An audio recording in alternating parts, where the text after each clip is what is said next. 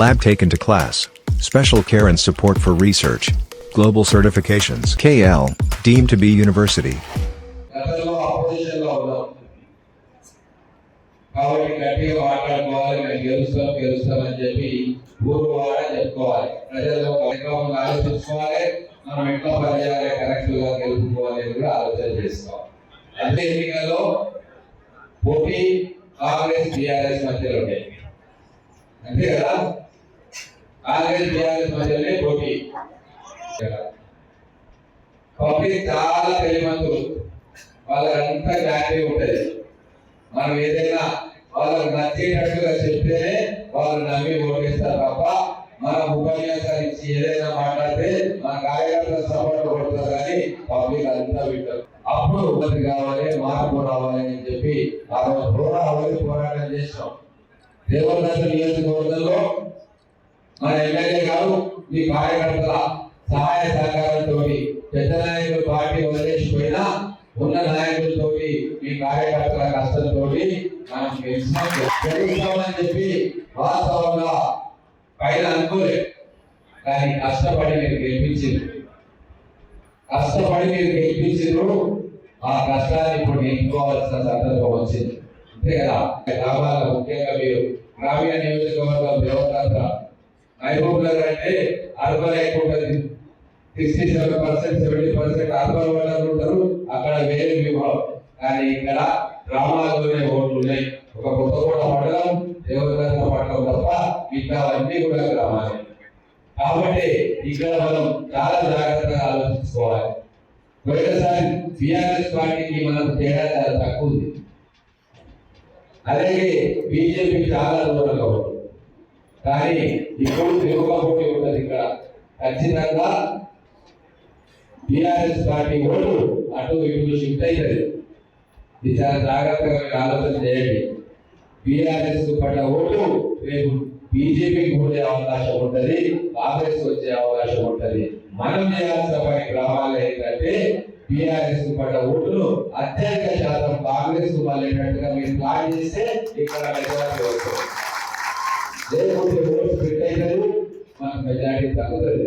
కాబట్టి మీరు జాగ్రత్తగా గ్రామ స్థాయిలో ఖచ్చితంగా మీ ఎమ్మెల్యే గారు మండల ప్రెసిడెంట్ కలిసి ఆలోచన చేసి జాయినింగ్స్ కార్యక్రమాలు ఖచ్చితంగా చేపట్టాల్సిందే.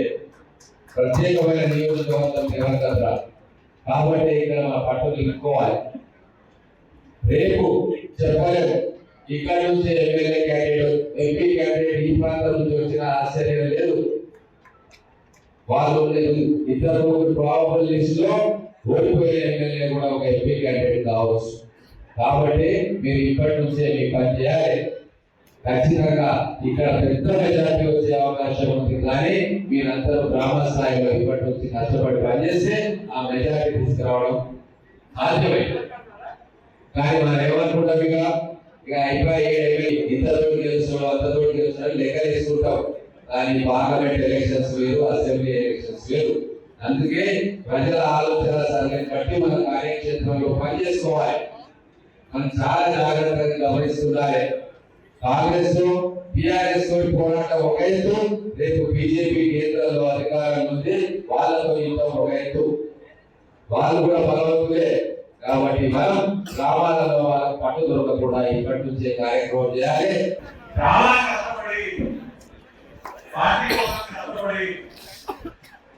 ఎన్నో ఇబ్బందులు ఎదుర్కొంటూ అన్ని విధాలుగా రాజకీయంగా, ఆర్థికంగా, శారీరకంగా, మానసికంగా కూడా ఎన్నో ఇబ్బందులు పడుకుంటూ కూడా రైతులను కూడా ఎదుర్కొని మీ అందరి ఆశీస్సులతో మీ అందరూ కష్టపడితే ఇవాళ శాసనసభ్యులుగా ఎన్నుకోబడినటువంటి కార్యకర్తలు అంటేనే నాకు ప్రాణం అనే విధంగా వివరించినటువంటి గౌరవ శాసనసభ్యులు మనసులన్నిటికీ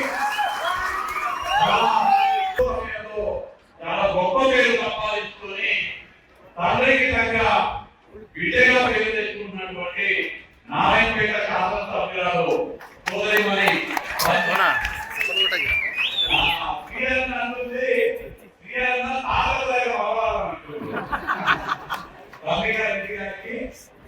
వేరే ఉన్నటువంటి పెద్దలందరికీ కూడా ఈ రోజు నియోజకవర్గంలో అందరికన్నా నా దృష్టిలో మదన్న పదవిలో పెద్ద దాని పార్టీలో అందరికన్నా సీనియర్ మాత్రం అరవింద్ అన్నమే.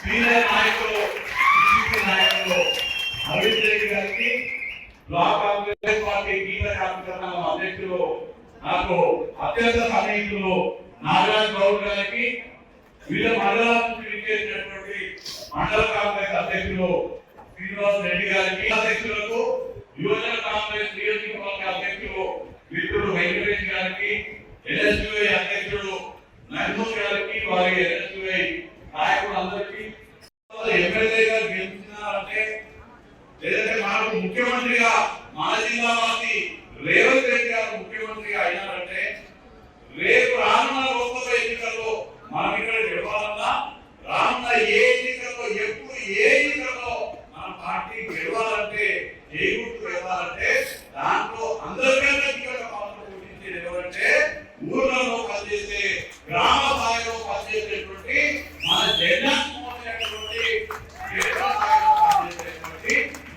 కార్యకర్తలే మా అందరి బాధ్యత, ఎమ్మెల్యేల బాధ్యత, నా బాధ్యత, ముఖ్యమంత్రి బాధ్యత, వేదిక మీద ఉన్నటువంటి మా అందరి బాధ్యత ఏంటంటే కాంగ్రెస్ పార్టీ. అయితే నా అభిప్రాయం ఈ కార్యకర్తలతో పాటు మీలాంటి ఎమ్మెల్యేలు ఉండడం కూడా నా అభిప్రాయం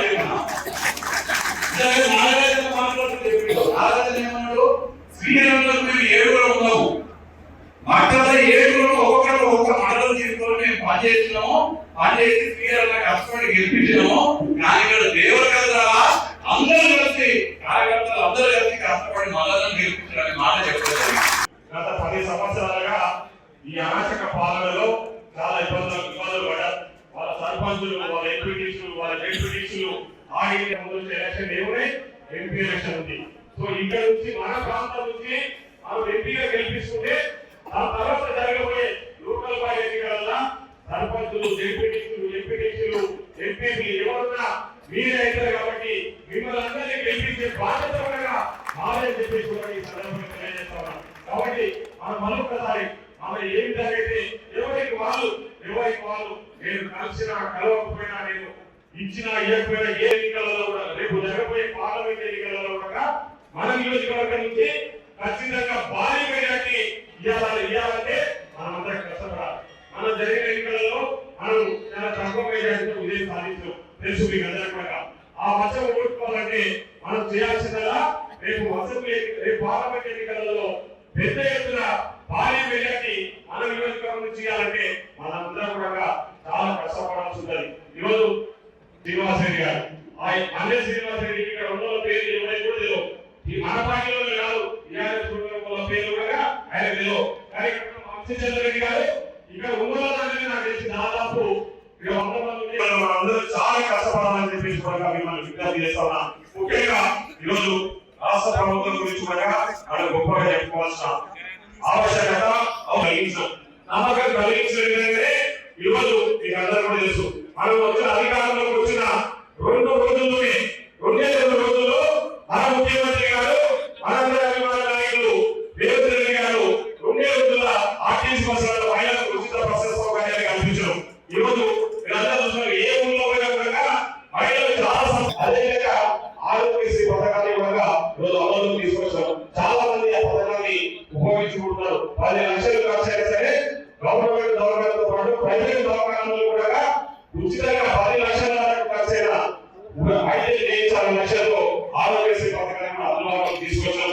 దాంతో పాటు రేపు రాబోయే 10 లక్షలతో మనము మనని ప్రజాపాలన కార్యక్రమాన్ని తీసుకున్నాం. మీరందరూ కూడా చూసారు.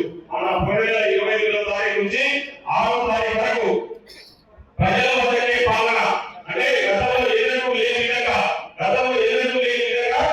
ప్రజల వద్దకే ప్రభుత్వాన్ని తీసుకెళ్లి, ప్రభుత్వ అధికారులను తీసుకెళ్లి వాళ్ళ దగ్గర 1 రూపాయి ఖర్చు లేకుండా వాళ్ళ దగ్గర దరఖాస్తులు కూడా ఉచితంగా ఇచ్చి రేపు రాబోయే రోజుల్లో ఇవ్వబోయే గ్యారెంటీలకు సంబంధించిన దరఖాస్తుల స్వీకరణ కూడా మనం 6వ తారీఖు వరకు తీసుకున్నాం. ప్రజలందరూ కూడా పెద్ద ఎత్తున దరఖాస్తులు పెట్టుకుని ఖచ్చితంగా పార్లమెంట్ ఎన్నికలలో నాకు తెలిసి ముఖ్యమంత్రి గారు ఆల్రెడీ నిర్ణయం తీసుకుంటున్నారు. వంశీచంద్రరెడ్డి గారు ఆ విషయం గురించి మాట్లాడతారు. 1-2 కార్యక్రమాలు పార్లమెంట్ ఎన్నికల ముందే మనం ఇవ్వబోతామని కూడా ఈ సందర్భంగా తెలియజేస్తాము. మిగతా విషయం చాలా చెప్పి విషయాలు తెలియకోకుండా ఒక విషయం చెప్తా ఉన్నా. మన తెలంగాణలో రాహుల్ గాంధీ గారు మక్తల్ గెలిచింది. నెక్స్ట్ దేవదేవ కాంగ్రెస్ దేవదేవ గెలిచింది. ముందర పాలమూరు కాంగ్రెస్ పాలమూరు గెలిచింది. జడ్చల కాంగ్రెస్ జడ్చల గెలిచింది.